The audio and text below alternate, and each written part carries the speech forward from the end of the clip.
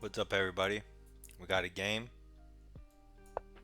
with the black pieces against Hasona123, rated 1614.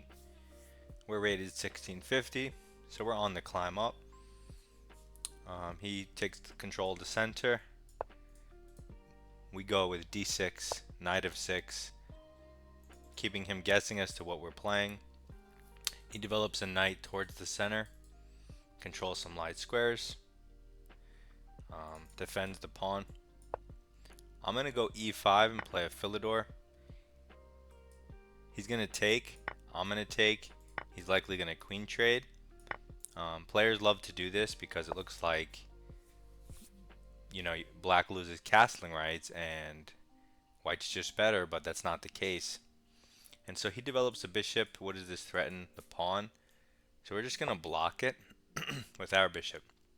Now, another move that they often like to play is taking the bishop. Similar to before, this forces us to take back, and optically, it looks like we've done something wrong. But this is actually a very solid and actually a good position for black, uh, believe it or not. So he develops his knight to f3. It looks very natural, and it attacks a pawn in the center. But it's actually not a good move. It's a natural looking move, but it's not a good move. We defend the pawn with our bishop by developing, and we create this wall that white is not going to be able to get through. So white castles, another natural looking move. So it doesn't look like white has done anything wrong, but black is doing very well here. So now we need to bring out our knight, move our king, and not play c6. I don't know why I highlighted that. So let's start by developing our knight, over defending the pawn,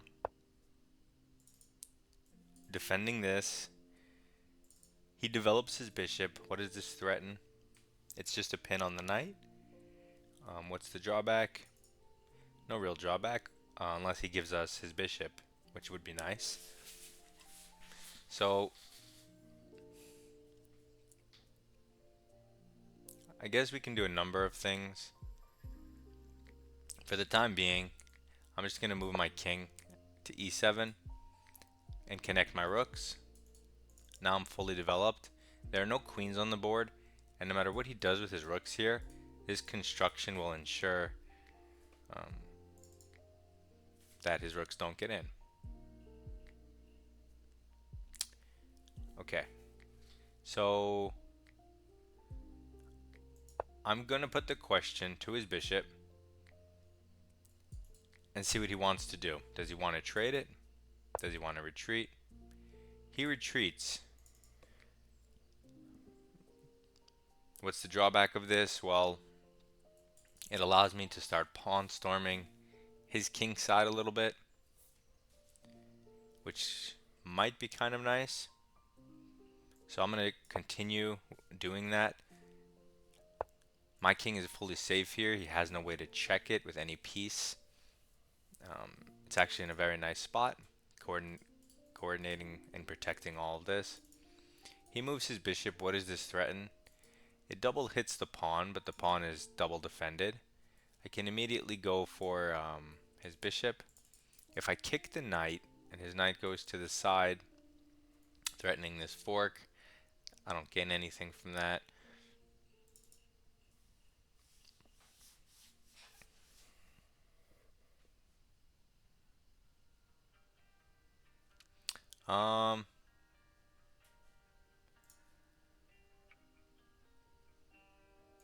I'm actually going to bring my rook from a8 over to g8, and I'm just going to start pushing the pawns up the board. That looks like a plan. And I'm not sure what white's plan is. So he retreats his knight and blocks his rook. What does this threaten? Maybe he's opening up the f-pawn for either f3 or f4. Maybe he wants to put his knight here and this one here. Not entirely sure. But in that case, it also relieves some pressure from here, which frees up one of my pieces. Not that I want to necessarily move them. I think I'm just going to continue with my pawn storm. This move threatens to trap the bishop, so it's a forcing move. He has to respond. So he plays f3. What does this threaten? Well, it defends the center fully by the pawn and creates retreating squares for his bishop. Drawback. I mean, it's kind of solid. It weakens his diagonal, but there's no queens or anything. So what should I do? If we hit his bishop, he'll probably tuck it away here.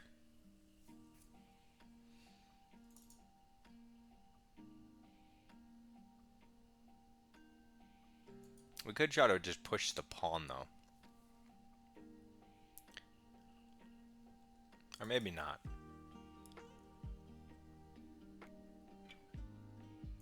Let's just push h4. I guess the inclusion can't be that bad. He is hitting this, but if he takes it, maybe we can trap it with b6. Is that a thing?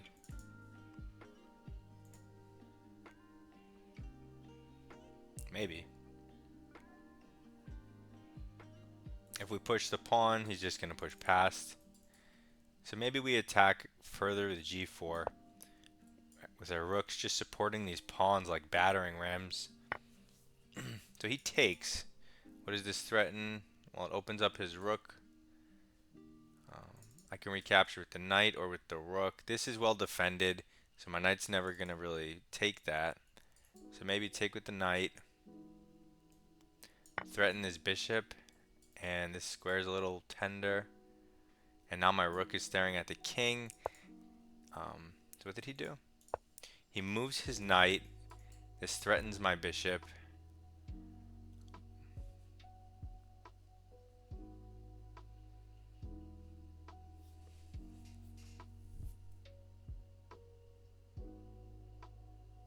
But I'm going to take his bishop with my knight, hitting his rook with tempo. So now when he takes back, I'm going to move my bishop on this diagonal.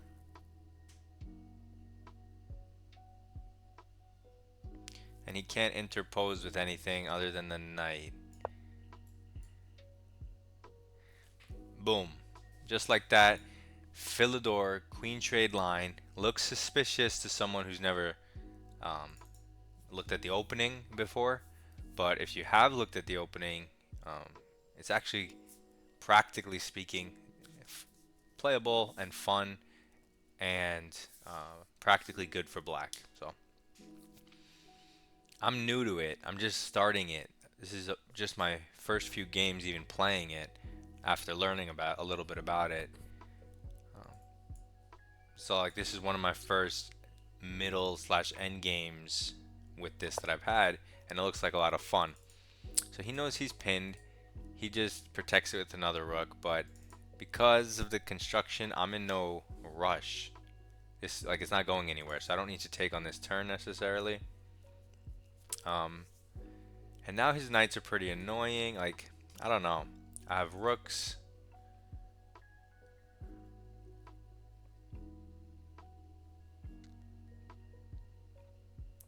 So like, actually, I could actually hit it because it's pinned. What is that? Does that do anything? Let's say it's my turn again. Takes it. It trades more stuff, I suppose. I don't know if that's any good, but since I'm running low on time and I'm about to win an exchange, I'll just trade more stuff. Although with these two rooks, you could probably set up attacking formation, like trying to double here, or you could put your rook here. I'm sure there are other strategies, but I'm low on time, so I'm just gonna go for this one. He goes back defending the square another time, but realistically, I don't think it even needs another defender because the king's there. And so this is just like an anti-developing move, but it does coordinate here, so he is threatening to put a knight there. So let's steal that rook now while we have the chance. He takes with the knight, blocking trades, but pinning himself in the process. We have this bad knight, well, not bad, but we need to improve it. We don't want to hang our pawn, so maybe we kick the knight first. Creates weaknesses, but I mean, he goes here, King up. He still has a rook. How else can we activate? Alright, let's try this instead. Because he can't go here without like weakening everything. So he moves his rook over, but there's nothing to be done on this file, especially with just one rook. So I'm just gonna double because it looks natural. And it hits the knight. He moves the knight, double hits the pawn, and hits the rook. I can't infiltrate yet, so I'm gonna have to settle for taking this pawn. It's a central pawn. Now I definitely don't care if he takes one of these, although he can't even take one of those. He goes to the side. This threatens a pawn. Okay. Do I have anything better than responding to that nonsense? How about... How can I coordinate my pieces? I don't know. Let's just go here. Piggy's on the 7th. Maybe we kick the knight first and then Piggy's on the 7th. So he takes a pawn.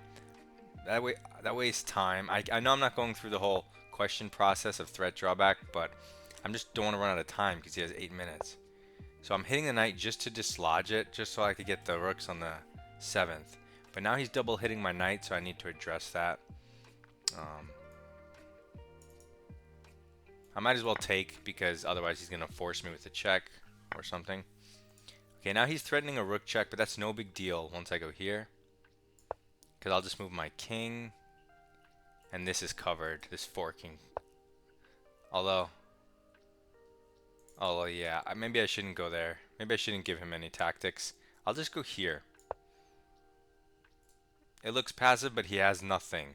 If he moves the knight anywhere, his rook hangs, and if he moves the rook, I could do what I want with my rooks. If I went up, I mean, move by move it could work, but you have to calculate stuff.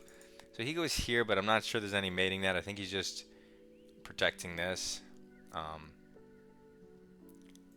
So I'm going to attack it, because if he pushes, that actually blocks his rook's access to that square. And if he doesn't, he can't defend it a third time. So that's actually super awesome I had this H-pawn, because without it, I would have to go a different route. So he takes. I'm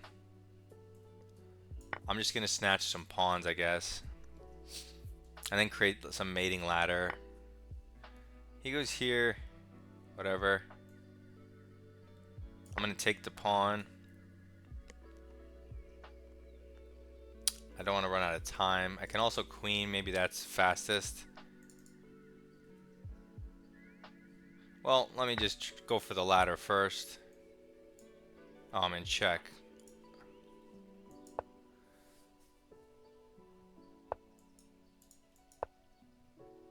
I'm just moving away. He can give me some checks. No big deal.